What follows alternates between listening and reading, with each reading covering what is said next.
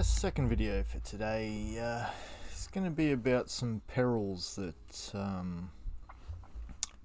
are upon us and some that have been for a while.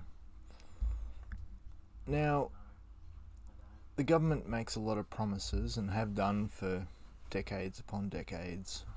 A really classic example is Bob Hawke saying that no child will be in poverty by the year 2000, some such year. It's manifestly obvious that that didn't work.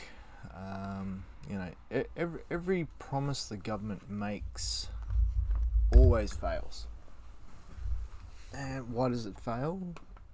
Because the government's involved. Okay, you do not need government to do anything. It's preferable for government to do nothing. They have no reason to do anything. They're a shifty mob, and they rely on people's good nature and trust to get away with the evils that they do. A good example would be the Murray-Darling Basin scheme. Scheme's always a word to watch out for in their language. A lot of the people involved in that have really made a mess of it, whereas the people who could have solved the problem quickly, cheaply and efficiently are the people who live on the land, the landholders, farmers, residents of towns. Private enterprise, anybody could do it, and can do it, and should do it. Okay, so water is it's an absolute mess. Okay, the farmers don't have water because reasons. They hope and pray for rain when they shouldn't. They should just take steps to make their land productive and harvest water.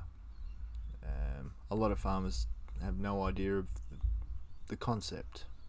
And why not? Well, they were taught in schools and high schools and universities and ag colleges and things like that. Who runs these institutions? Yeah, that's right, our mates in the government. Okay, so there's so many things that could be fixed so easily. Unemployment. We're going to bring down unemployment. We're going to jobs. They're hollow words. Okay. Unemployment's up. Wages have stagnated. Every increase in wages makes it harder for businesses, which is government intervention once again.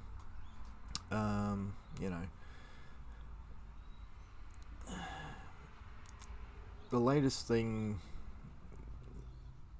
that the government has done that has just been an absolute mess is the current state of the country at the moment, with restrictions and regulations and plans and schemes and all sorts of things. Now, the media is fully involved in this. You would have to think it would be a conspiracy. If you look up the term conspiracy, it's two or more people working together to achieve an aim. Okay, so the government conspires with other people in government, other government departments, the media, the schools, etc., etc. Okay, so yes, I would say there is a conspiracy to make Australians slaves. Now, I know slave is a strong term, and people think a particular way about slaves. But I will say I was rather shocked the other night. I was watching an Alan Jones segment, and they were talking about the farmers. The farmers are doing it tough because they can't get workers because of movement restrictions, government. So he had a good idea in his own mind, but was it really his idea? I hope not. I hope he was reading a script, because it's pure evil. He said we should get some of these petty criminals to go out and work the farms for a reduction in sentence. So petty criminals, they might have been busted for some marijuana or driving too fast or something dumb. So the kicker is to spend less time locked in a cage. They can go and be slaves on a farm. Now, you might go, oh well, at least they'd be productive and paying their debt to society. Once again, I have issues with that language. But basically, that would make them slaves. Okay, so a couple of issues with that. The farmer would have to do a lot more paperwork. There would have to be government intervention. So, anything the government touches, it's going to be a disaster. Then there would have to be, more than likely, a government employee to supervise, to make sure that, people weren't being mistreated. And human rights were somehow still intact. Now, this government official overseeing the coerced workers, the slaves in the fields, we could call him a commissar. Now, if you don't know what a commissar is, you could look that up. Might make a little bit of interesting reading or viewing, perhaps. So yeah, bad idea. All right, Alan Jones, naughty. What are you doing, mate? The other idea he had was to get the grey nomads to go and work the fields. For you who don't know what a grey nomad is, they're retired old folks who travel around in Winnebagos and camper vans and stuff like that. Now, why that's a bad idea? Okay. A, the old people physically wouldn't be able to handle the work. It's hard enough for a fit young man or woman to do. The environmental conditions of working on farms are pretty harsh. Okay, if you've never done farm work before, go and give it a try. Write down how you feel after a week of doing that. Okay, if you're in the warmer states, it's really hot, and it really hot. Okay, you're out in the sun for 8 hours a day. It's pretty heavy on the body. It's dirty, it's dusty, it's windy. When it rains, you get wet. When it storms, you get really wet, and then you get really muddy. You've got snakes and spiders and other critters running around. So there's a lot of things that make that idea just retarded. Okay. Now, he also mentioned that, pay them $1,000 a week, and they get to keep their pension. Okay, so they're probably going to be making $1,600 a week, maybe more, to inefficiently do a job that should be done by young people. Okay, so the cost factor there, all right, that cost will then fall back onto the consumers who buy food, and so food prices will go up quite a bit. The farmer's going to have a hell of a lot more work to do as far as paperwork, insurance, providing amenities for these old folks who are going to have a lay down or a rest or sit down in the shade.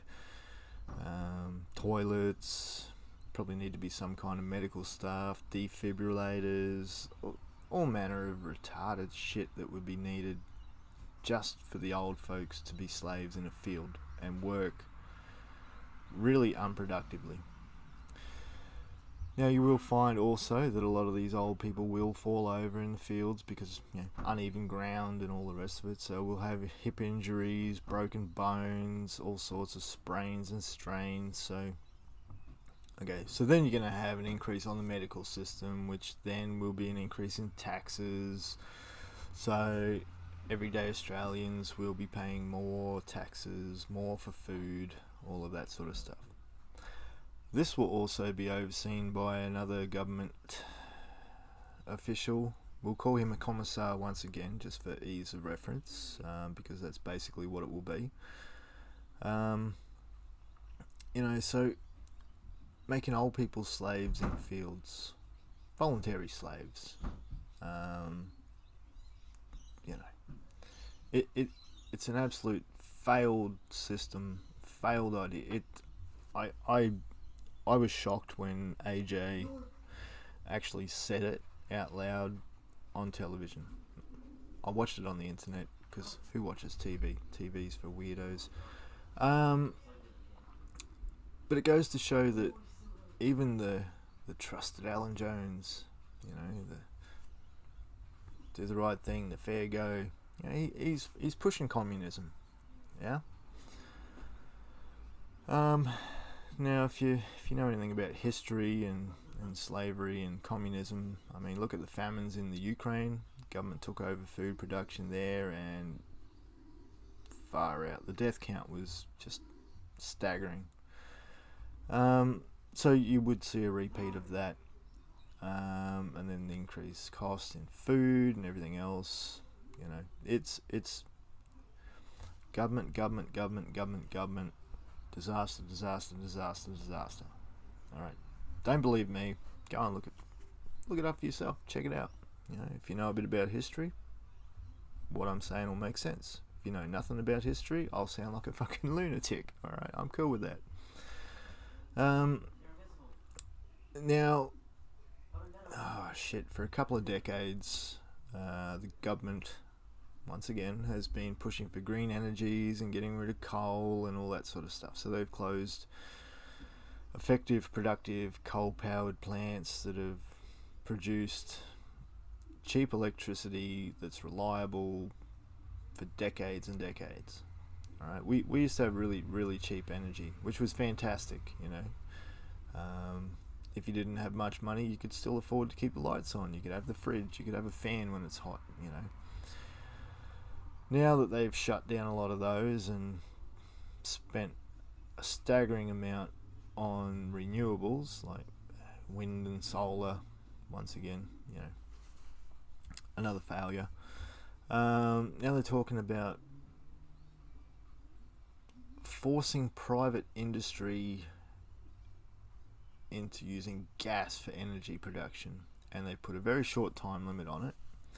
And obviously there's going to be a massive amount of restrictions on wages and health and safety and this and that, and a massive long list of absolute retarded stuff that makes things inefficient and more costly. So now if private industry doesn't step up and fulfill this idea of the government in a very short time span, the government is going to spend $1.3 billion to do it. This is a bad idea.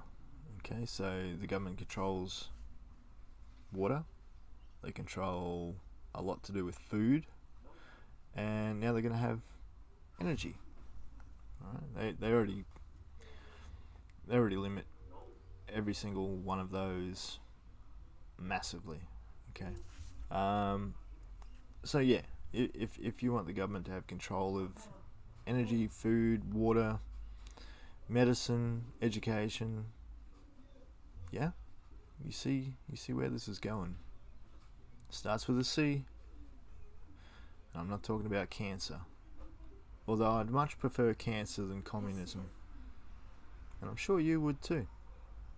At least you can beat cancer easily. There's a lot less of a death count with cancer. So yeah, take it easy, be awesome. Bye.